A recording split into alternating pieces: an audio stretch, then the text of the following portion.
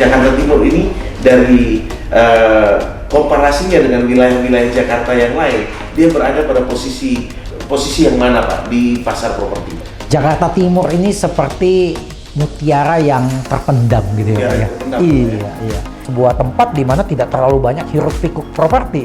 Dan kalau ada saja mungkin developer yang punya konsep yang bagus ya, developer punya nama yang bagus, dan kalau developer mempunyai kemampuan untuk menarik orang untuk datang ke proyeknya dia, nilai proyek ini akan mahal. Iya. Itu aja, saya rasa dari pandangan seperti begitu. Dan Anda selalu ingat, properti adalah kebutuhan. Nah, di balik ini, selain brand dan kebutuhan inilah yang akan menjaga properti ini menjadi obat anti inflasi tadi yang kita mention Pak.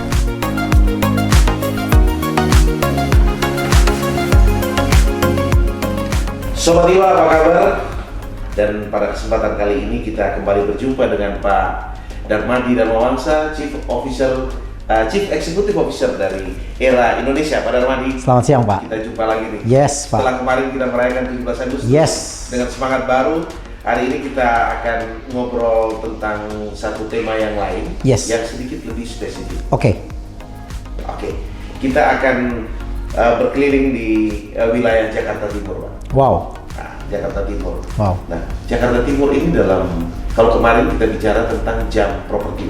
Iya. Nah, yes. Kalau Jakarta Timur ini dari komparasinya dengan wilayah-wilayah Jakarta yang lain, dia berada pada posisi yang mana Pak di pasar properti, Pak? Jakarta Timur ini seperti mutiara yang terpendam gitu ya Pak ya. Iya. Karena kebanyakan manusia itu mempunyai ciri latah ya Pak ya. Orang semua ke kiri, orang ke kiri, orang ke kanan ya. Padahal sebenarnya kalau kita ingin menjadi sukses adalah kita adalah orang-orang yang harus bergerak di mana menjauhi dari kerumunan orang, Pak. Ya kan ya?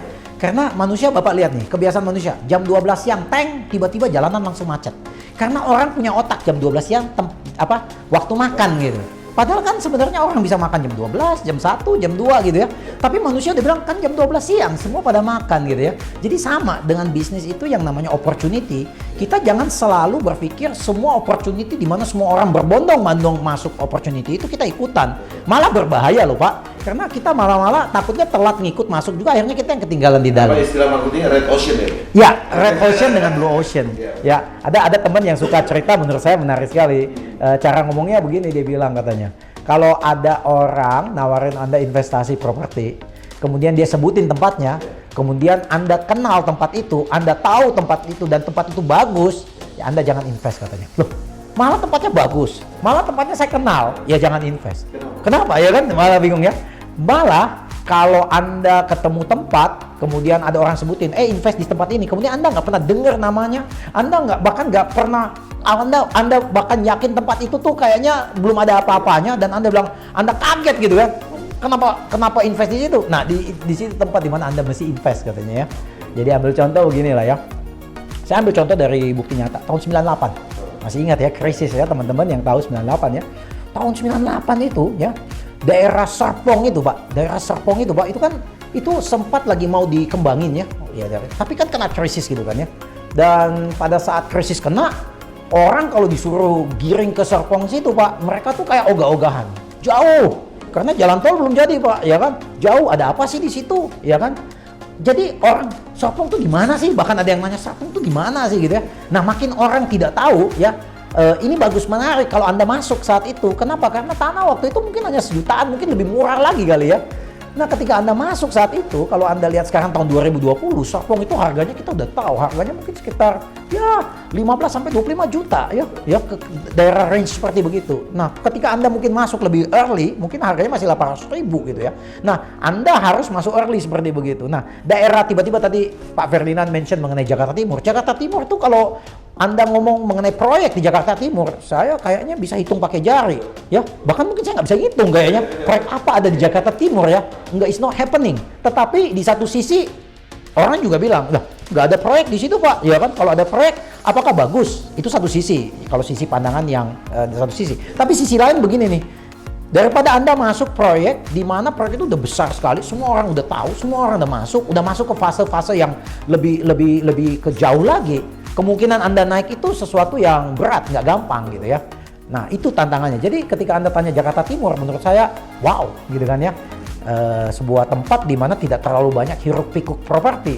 Dan kalau ada saja mungkin developer yang punya konsep yang bagus, ya, developer punya nama yang bagus, kemudian mencari lokasi yang terbaik di Jakarta Timur itu, ya saya rasa punya potensi yang mestinya patut dipikirkan gitu, Pak.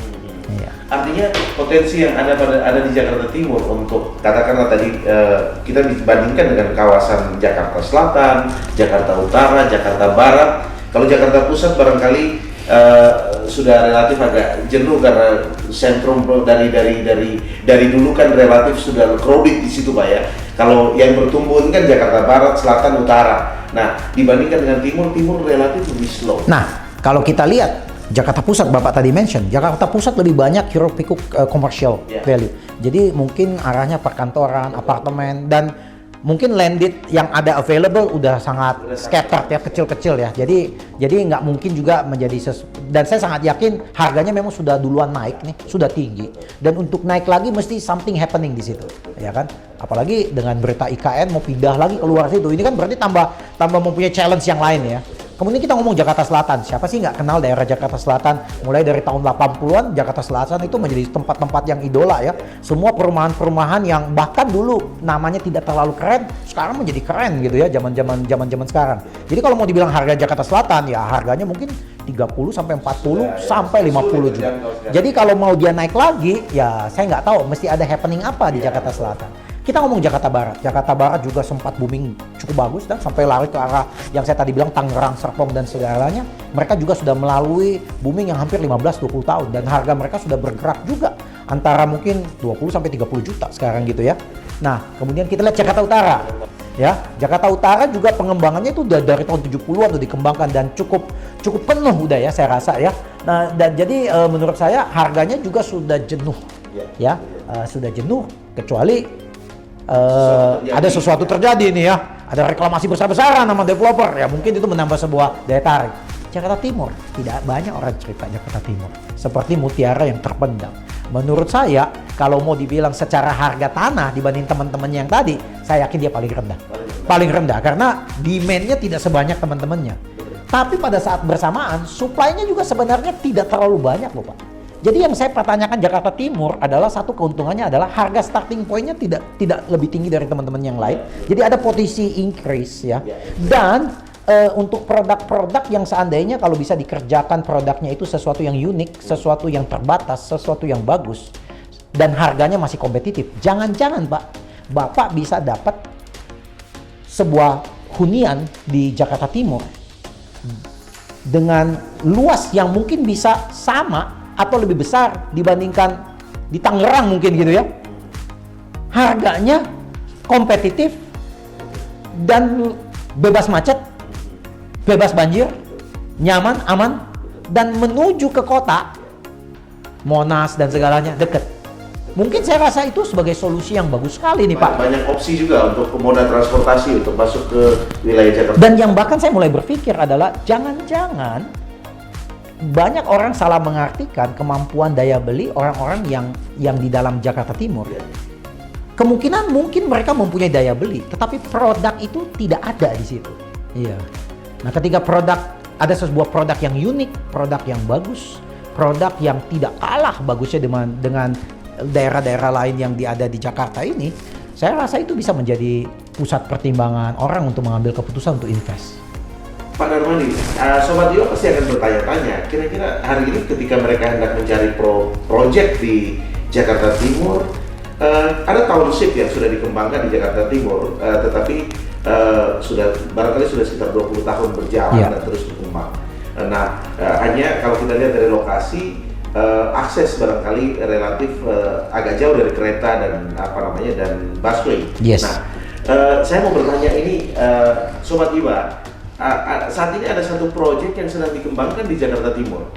Nah, menurut Pak Darmadi ini proyek agak sedikit melawan arus. Karena selama ini Jakarta Timur seperti yang tadi kita gambarkan tidak punya satu proyek yang di belakangnya ada developer besar lalu bermain di segmen mid up begitu. Nah, hari ini masuk ada satu proyek yang mungkin Pak Darmadi sudah tahu, Pak, Bukit Podomoro. Bukit Podomoro, Bukit yes. Podomoro dari Agung Podomoro, dan itu dari sisi lokasi dia berada di jalur kereta api. Ya, Yes. kereta api tidak jauh dari jalan tol. Nah, tetapi yang agak apa namanya, ingin saya tanyakan adalah tentang segmentasi, Pak.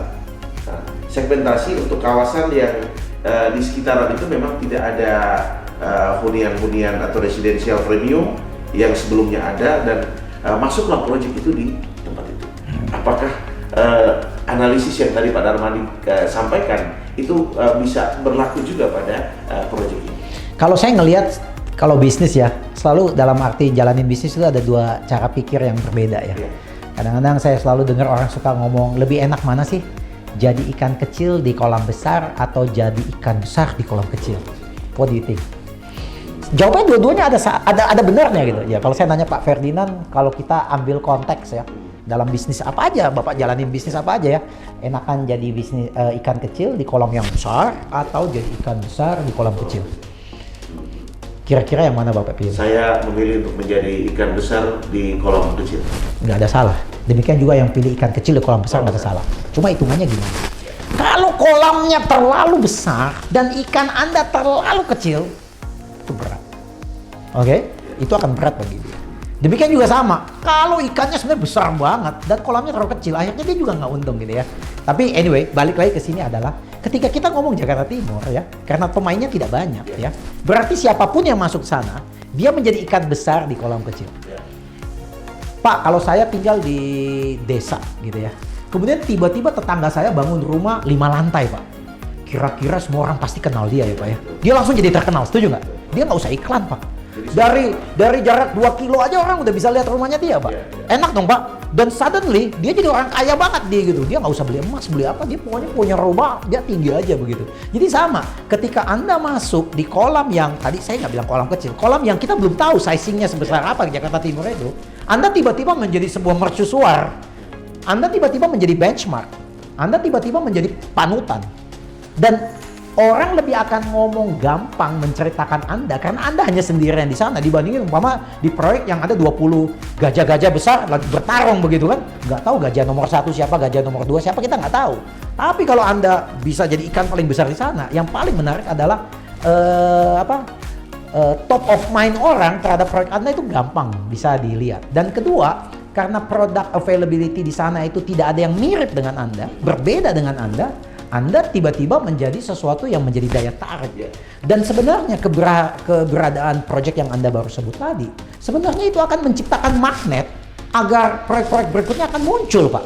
Iya kan? Either Anda mau yang terdahulu atau Anda mau belakangan, itu kan semua pilihan bisnis. Jadi kalau saya bilang ketika ada developer melempar ke situ, ini sangat menarik sekali. Karena apalagi setahu saya proyek itu jumlahnya limited kalau nggak salah ya Pak ya. Nah jumlahnya limited berarti ketika sesuatu menjadi limited Pak, itu akan menjadi sesuatu mahal Pak ya. Sesuatu yang tidak limited pasti tidak mahal Pak ya. Sesuatu yang limited di pasar yang punya potensi growth-nya masih besar sekali. Artinya ini menjadi satu instrumen investasi yang sangat harus dipertimbangkan. Menariknya adalah apa Pak? Karena proyek itu kalau nggak salah lahannya itu sekitar hampir 10 hektar ya. Dan kalau nggak salah unit yang dijual itu sekitar 300 unit Pak. Bayangin Pak. Artinya 10 hektar Anda bagi dengan 300 unit berarti orang-orang itu tinggal di sebuah lahan di mana mereka itu dikatakan rich atau kaya karena definisinya bukan hanya sekedar kualitas bangunannya yang bagus, desainnya bagus, tetapi space yang mereka miliki. Iya Pak, orang kaya itu dinilai dari space. Makanya kalau kita naik pesawat, sama-sama pakai bensinnya sama aftur, tapi yang duduk di depan bisnis dengan first class itu Pak, itu bayarnya 5 kali lipat Pak. Kenapa? Karena dia spacingnya lebih besar Pak. Jadi orang yang bisa dapat produk yang spacingnya lebih gede, kemudian bebas banjir, bebas macet, dekat dengan kota, dan harganya kompetitif dengan yang lebih jauh. Menurut saya itu adalah sebuah advantage untuk mempunyai nilai tambah di kemudian hari. Dan dengan space yang lebih besar, relatif semua fasilitas penunjang untuk mereka yang tinggal di situ pasti akan disediakan. Iya. Karena dengan uang seberapa pun yang Anda beli unit Anda satu unit itu Anda dapat fasilitas 10 hektar. Oke. Nah, dari sisi prospek pertumbuhan, Pak. Sebetulnya yang tadi Pak Darmadi sampaikan bahwa dia akan bisa atau proyek ini bisa menjadi magnet untuk masuknya proyek-proyek lain dari pemain-pemain besar yang lain. Pasti. Kesana. Pasti. Otomatis itu akan mendongkrak nilai. Pasti. Karena bisnis seperti begitu, Pak. Bapak jadi bisnis, Bapak buka restoran satu di sini, Pak. Yeah. Mungkin tidak banyak orang terlalu tahu. Tapi kalau ada 10 restoran Jepang, Padang sekalian buka, Pak, itu akan create crowd puller, Pak. Ya, orang akan ditarik ke situ dan itu bisnis akan putar. Jadi Bapak mention terakhir mengenai Bukit Podomoro, saya tahu developer dari Agung Podomoro yang mempunyai track record jago membuat mall, ya, commercial value. Berarti developer ini punya pengalaman dalam menarik orang untuk datang. Dan kalau developer mempunyai kemampuan untuk menarik orang untuk datang ke proyeknya dia, nilai proyeknya akan mahal. Iya. Itu aja, saya rasa dari pandangan seperti begitu. Dan Anda selalu ingat, properti adalah kebutuhan. Nah, di balik ini, selain brand dan kebutuhan inilah yang akan menjaga properti ini menjadi obat anti inflasi tadi, Pak, yang kita mention, Pak. Baik, Pak Darmadi. Sobat Iwa, di bagian terakhir obrolan ini kita mendiskusikan tentang satu proyek yang hadir di Jakarta Timur dari sepinya atau minimnya kehadiran proyek-proyek yang luar biasa di kawasan ini. Dan seperti tadi kita sudah dengarkan dari Pak Darmadi sampaikan bahwa potensi pertumbuhan untuk properti di Jakarta Timur sangat luar biasa dibandingkan dengan wilayah-wilayah lain yang relatif sudah mature, sudah matang. Nah, jangan tunggu lama-lama, datang ke Jakarta Timur dan lihatlah apa yang ada di sana, prospeknya seperti apa, dan segera putuskan.